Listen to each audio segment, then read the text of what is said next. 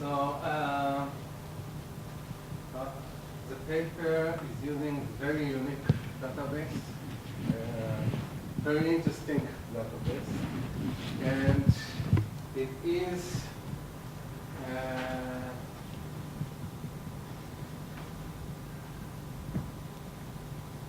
interesting results. The conclusions are very interesting. However, some validation is still required and some issues can be further addressed. And I'm going with ideas, comments, it's not necessarily the most important one, or the order is, I try to do it according to the paper. So we start with the sample. As I said, descriptive statistic is important here because it's an interesting descriptive statistics. However, the paper starts with about 600 stocks, and the analysis eventually is with about half of the stocks. So there is kind of misleading here because eventually you understand that the analysis is with completely different, it might be with completely different descriptive statistics. So either you focus more on the descriptive statistics of what you use in the analysis, or at least give some insight of the smaller subsample.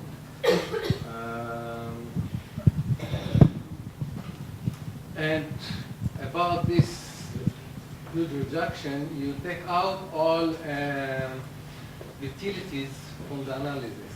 And the logical is clear here because utilities are quite regulated, so probably investors have less impact. However, there is some problematic step here because the investors still engage those firms. So the investor do believe that he can make a change. So at least you should check it if he is making a change or not. I would suggest to use special control, to do all the analysis with all utilities and specific control for utilities with the entire sample. But at least check whether this omission is reasonable and not bias the results. Another deletion of companies is made because of problematic data, which is returns. If you don't have sufficient returns observation, you take out the firms. This is something that probably you cannot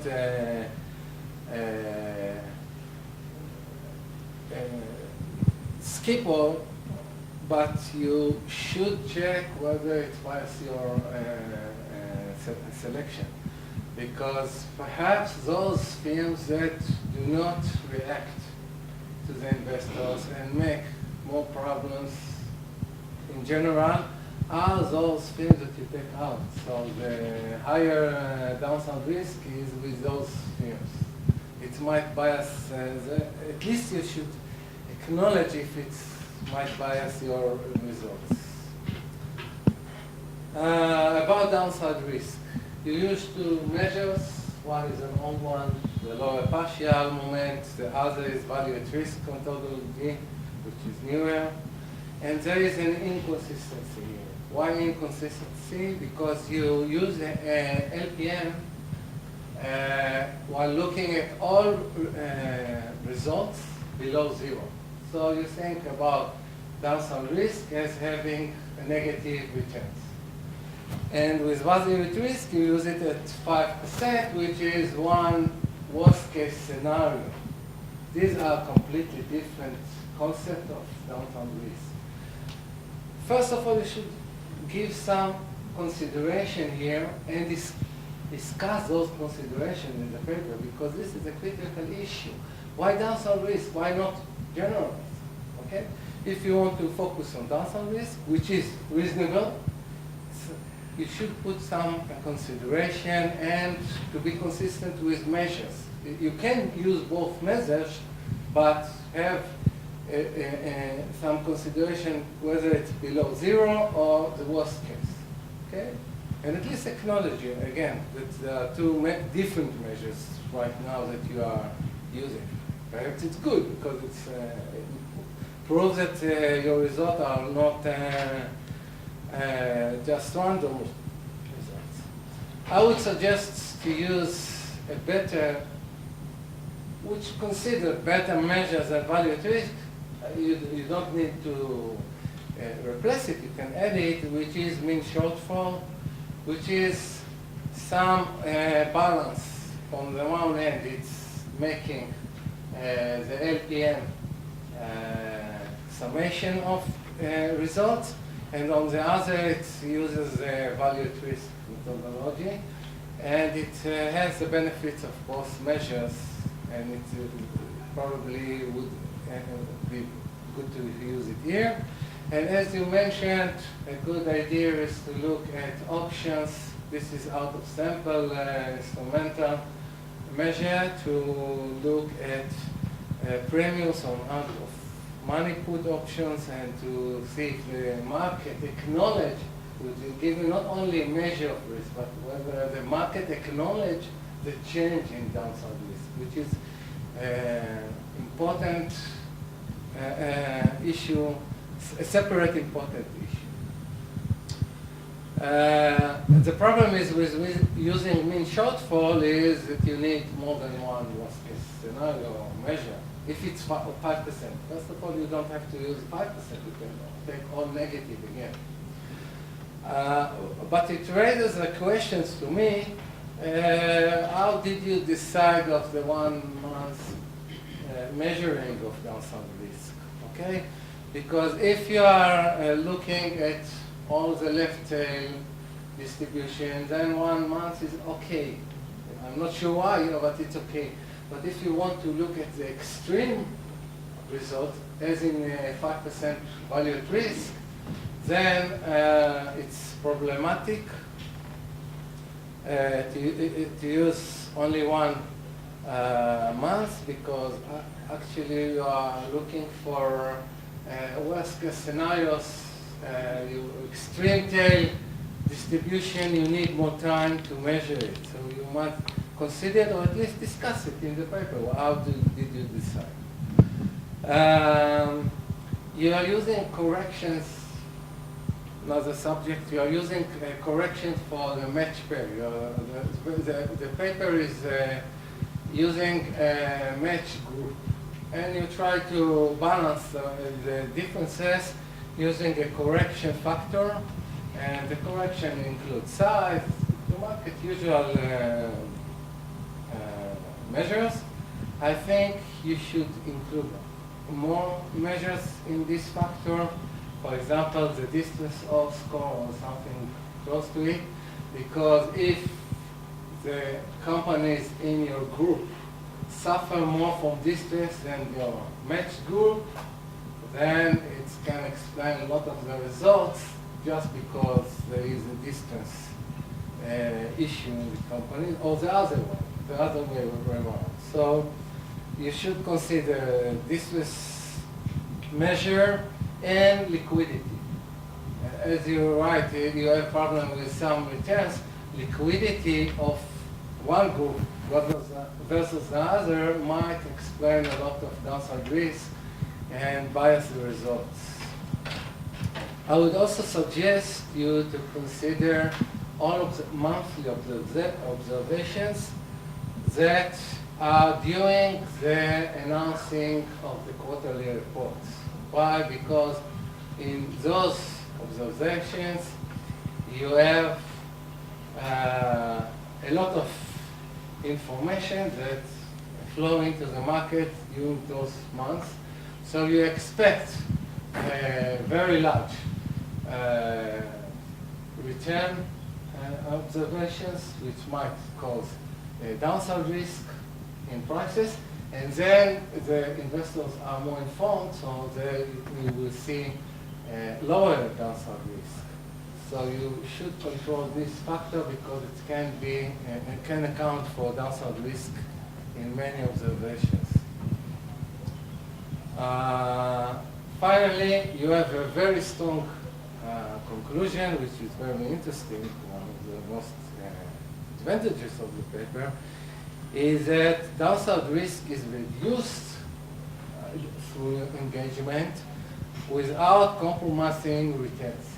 This is very strong and important conclusion, but if you want to check it, you should do more checks. One of them is including the momentum as one of your factors. You use the former French 5 factors.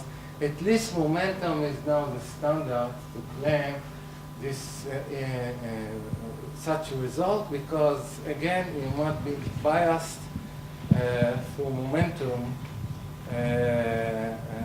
So downside risk might be correlated with momentum, and that might affect the results.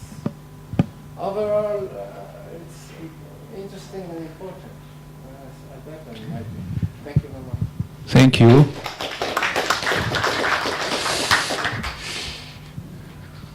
Okay, I have a question. I have a question on the costs and benefits of the engagement.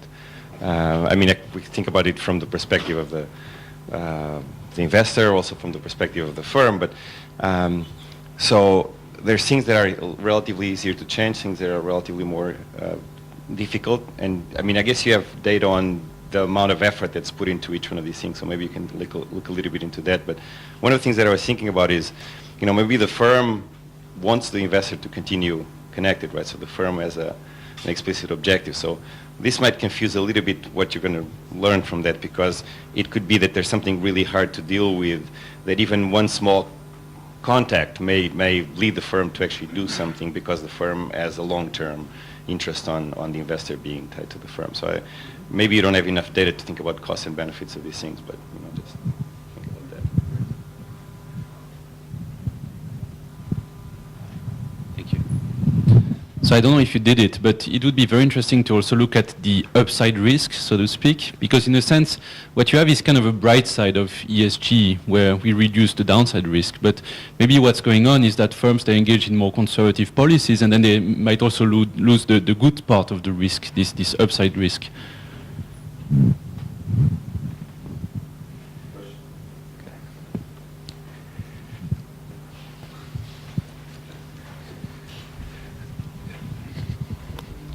One question I have on the way always is, do you control for the size of the investment in the company?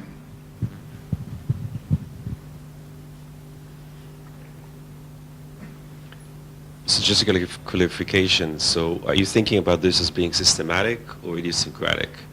If it's idiosyncratic, they shouldn't care for it. If it is systematic and it's priced, why should they care for it? And so do you have in mind something where the price is, you know, the market doesn't have it right, and by kind of changing the underlying firm, you're getting some return on top of that? But I'm not sure for those institutions why they're doing it. Yeah.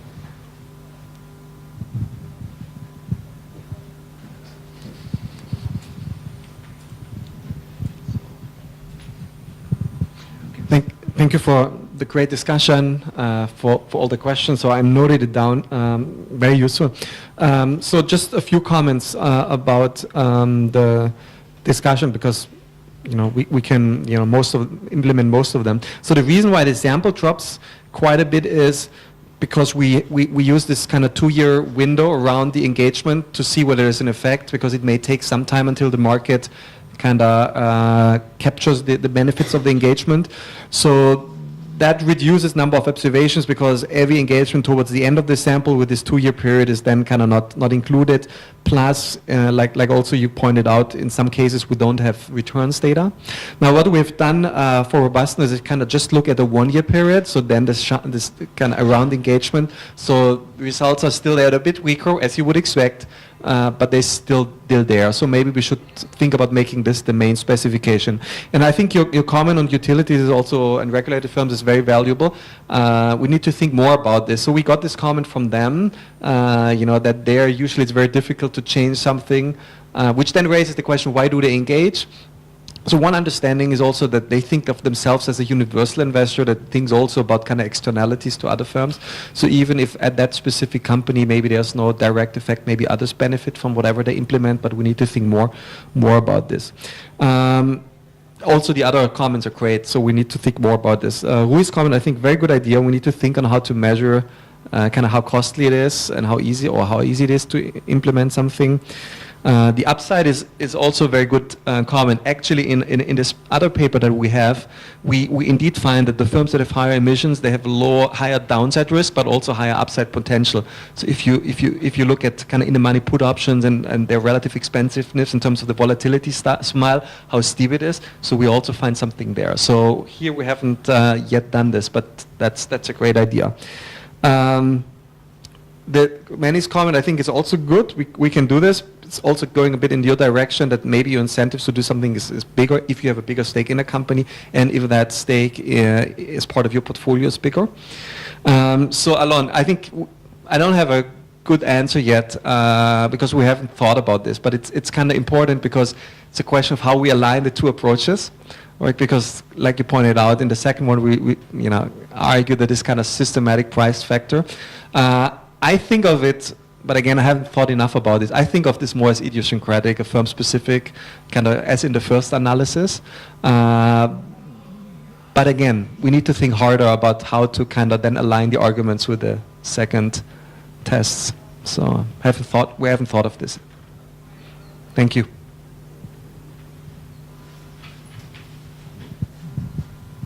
Further questions? Okay. Okay. I would say to Alon that the answer is that it's idiosyncratic because if indeed returns are not affected while risk is lower, then it's not priced. This is why it is so critical. This is why. Because it's abnormal return. They're claiming that it's not affect the returns. So lower risk, same returns. This is why it's so critical, if it's indeed the case. Isn't there a measure of downside beta that you perhaps can utilize? Firms, Vanguard owns 5,000 securities. You don't need to be in any company to change its idiosyncratic risk, right?